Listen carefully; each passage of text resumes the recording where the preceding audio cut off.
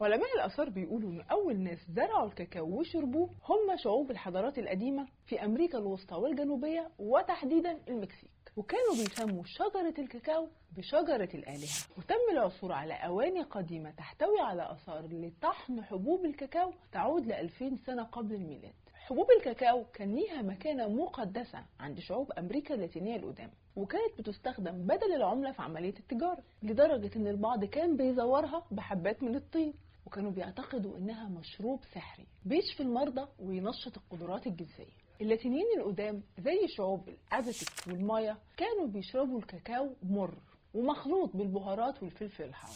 وفي القرن ال15 ومع وصول الرحلات الاستكشافية الإسبانية للأمريكتين وصلت حبوب الكاكاو لأوروبا. الرهبان خلطوها بالسكر واللبن وأصبح مشروب منتشر في الأديرة وبلاط الملوك. وعلى مدار قرن احتفظت أسبانيا بوصفة مشروب الكاكاو كسر من أسرارها. لكن في سنة 1615 وبعد زواج الملكة آن بنت ملك أسبانيا فيليب الثالث من ملك فرنسا لويس الثالث عشر، انتقلت الوصفة لفرنسا ومنها لكل أنحاء أوروبا. وبعد تجربة طباخ قصر فرساي في صناعة أول قطعة شوكولاتة، كان في محاولة أكثر احترافية عملها الكيميائي الهولندي كونراد فان هوتن، اللي ابتكر مكبس يفصل دهون زبدة الكاكاو عن السوائل، وده كان سنة 1828 وتزامنا مع ازدهار الثورة الصناعية في أوروبا. وبكده بدأ فان هوتن العصر الحديث لصناعة الشوكولاتة. بعدها بكم سنة، تحديدا سنة 1876، السويسري هنري نستلا مؤسس العلامة التجارية اللي كلنا عارفينها عمل ثورة جديدة في الصناعة باختراع اللبن المجفف. مصانع الشوكولاتة استخدمته لإنتاج الشوكولاتة بالحليب،